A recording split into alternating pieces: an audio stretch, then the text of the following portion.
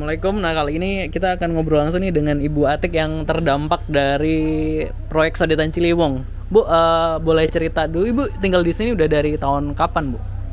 Saya dari lahir. Dari lahir. Sekarang usia saya udah 50. Udah 50. Dulu rumah Ibu di mana? Sini. Di sini pas. Pas sini. Oh, pas banget ya di sini. Sekarang udah ditutup ya, Bu ya. Udah ditutup. Kalau dulu di sini rawan banjir nggak sih, Bu, di rumah Ibu? Kalau khususnya rumah aku enggak kena banjir. Cuman sekali waktu itu 2007. Oh, ya. Banjir sekali. Ya itu kan banjir yang besar itu. Sebelumnya enggak. Sebelumnya. Enggak. Terus Ibu, ini kan rencana Sodetan Ciliwung kan dimulai start 2013. Nah, Ibu tahu ini lokasi ini bakal kena penggusuran tahun berapa, Bu? Itu dan gimana ceritanya? Iya, kita kan pas ada kabar penggusuran itu kami warga dipanggil. Itu 2013. 2013. Terus dipanggil, ada kunjungan dulu sebelumnya. Sempat ada kunjungan dari Bapak SBY pertama, terus Basuki Ahok juga kan. Nah, kita dipanggil semua warga untuk rapat bahwa kita akan ada penggusuran untuk proyek Sodetan. Nah, mungkin karena kami tidak mau dipindahkan ke rusun, akhirnya kami menggugat untuk class action 2015 ya. 2015. Emang tapi sebelumnya emang ini, Bu, rencananya emang bakal Sodetan itu di sini atau sebelumnya di sana atau geser seperti apa? Awalnya kan ke sini, enggak kemari. Oh, awalnya ke sana. Agak ke utara lah ya, agak sedikit ke utara. Dari lempengan lampu merah itu lurus. Harusnya. Iya. Jadi nggak siap-siap. Ya kita juga nggak tahu kok tiba-tiba ke sini. Nah, saya juga nggak kepikir karena kan di dalam peta itu kan rumah saya nggak termasuk dalam proyek Sodetan ini. Ternyata tiba-tiba masuk. Nah, terus akhirnya kan 2016 warga mengajukan Pemprov mengajukan kasasi karena warga menang kan waktu itu di pengadilan. Nah, terus itu gimana nasib Ibu waktu itu? Masih ketar-ketir di sini? Pastinya, karena kan kita belum selesai ya. Terus ada lagi lanjutan lagi setiap ini ya.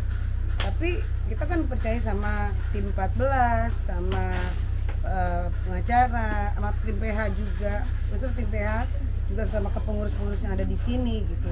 Kami sebagai warga kan namanya kita awam ya, dalam hukum tata negara apapun itu ya. Jadi kami menyerahkan itu semua sama tim 14, sama tim PH dan pengurus.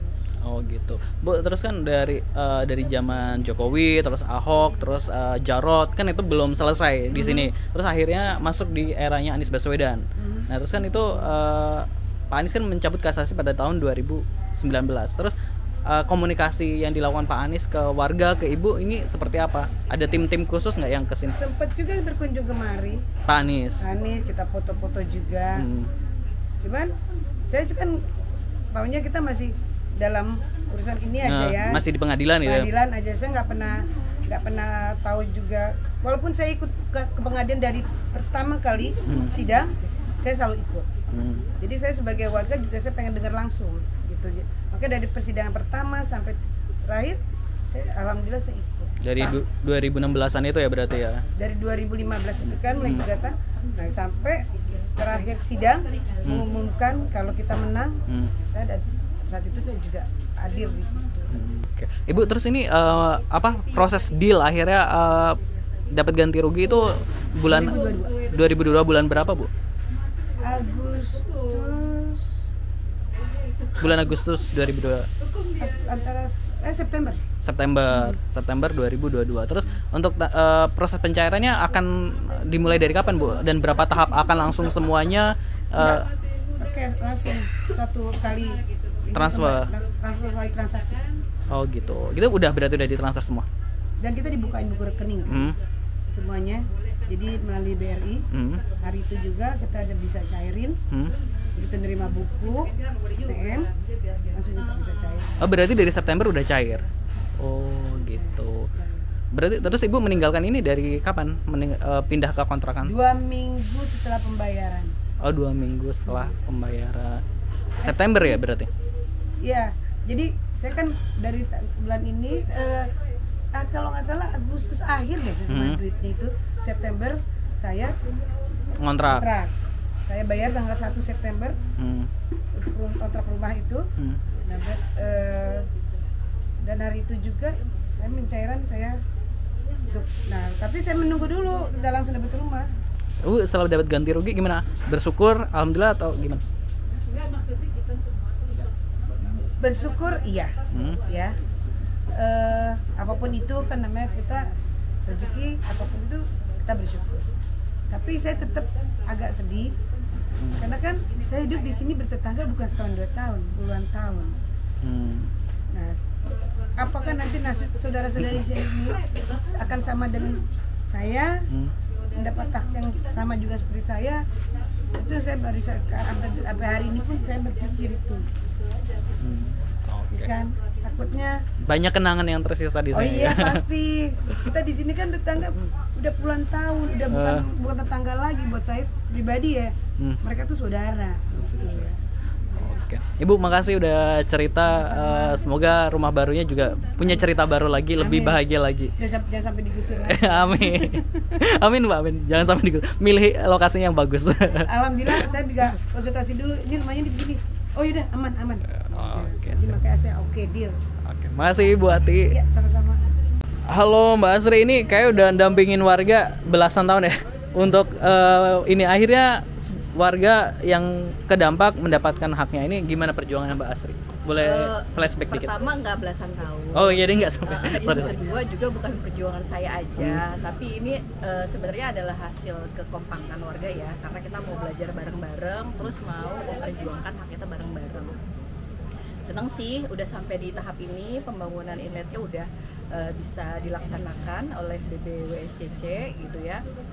Terus ada warga dari yang tadinya banyak banget yang mau terdampak jadi bisa diminimalisir. Khusus di inlet itu hanya 3 ya, tadi Mas Aksa juga udah sempet itu ya, sempet ngobrol-ngobrol ya. Jadi hanya 3 untuk yang pembangunan inlet, dan alhamdulillahnya juga mereka dapat kompensasi yang sangat baik. Jadi kalau ada prinsip universal yang bilang bahwa relokasi warga itu adalah ultimum remedium, artinya langkah terakhir yang sebaiknya dilakukan oleh pemerintah ketika melakukan pembangunan demi kepentingan umum, maka di proyek ini itu bisa terwujud. Dan menurut saya sih itu pembelajaran yang sangat baik ya untuk semua pihak.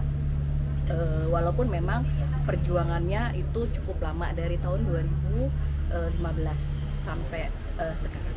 Oke, terus selama perjuangan itu Mbak Asri kalau mau cerita, yang mana sih yang paling emosional, yang paling berat banget di tahun mana atau di perjuangan di titik apa? Di tahun 2015 ya, karena waktu itu memang karena waktu itu diskusinya sama pemerintah itu belum sempat nyambung, belakangan baru nyambung ya diskusinya sama pemerintah. Di tahun-tahun itu kita masih banyak ketemu deadlock. Jadi pemerintah waktu itu pihak panitia pengadaan tanah untuk kepentingan umum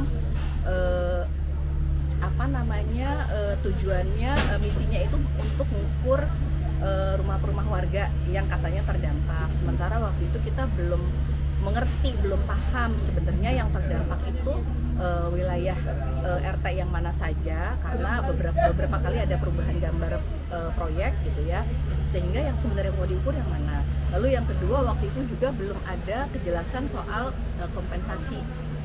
Kan yang ingin kita jaga adalah kalau ada warga yang terdampak, kita maunya mereka itu setelah terkena relokasi taraf hidupnya itu tidak turun sedikit pun. Kalau bisa lebih baik itu bisa, itu yang ingin kita perjuangkan. Tapi setidaknya jangan sampai setelah relokasi standar ekonomi, sosial mereka itu turun.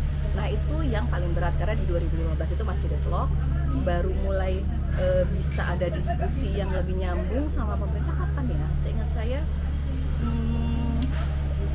tahun 2018 atau 19 ya, kalau saya nggak salah ya. Nanti saya cek 2018 mungkin ya, 2018-2019 lah ya mungkin. Pemprov DKI ya utamanya waktu itu? Iya, karena yang banyak berurusan sama warga langsung itu memang Pemprov ya, karena yang bertanggung jawab di pengadaan tanahnya kan Pemprov ya. Jadi waktu itu ya kita banyak diskusinya sama teman-teman di Pemprov DKI. Makasih Mbak Asri, ada yang ingin disampaikan lagi? Kalau boleh sih melihat keberhasilan program inlet ini sebaiknya enggak hanya di ujung. Kalau misalnya ada teman-teman lain yang tertarik untuk mendapatkan pembelajaran pembangunan proyek demi kepentingan umum, menurut saya proyek pembangunan inlet ini sangat worth it ya untuk dipelajari, karena banyak mekanisme dalam sistem negara yang demokratis, sistem negara hukum itu bekerja secara efektif di proyek ini. Sayang banget kalau nggak dilihat benar-benar dari tahun 2015 ke sini gitu ya, dan cuma dilihat ujungnya aja. Menarik banget kalau mau dipelajari, itu aja sih. Oke. Makasih Mbak Asri.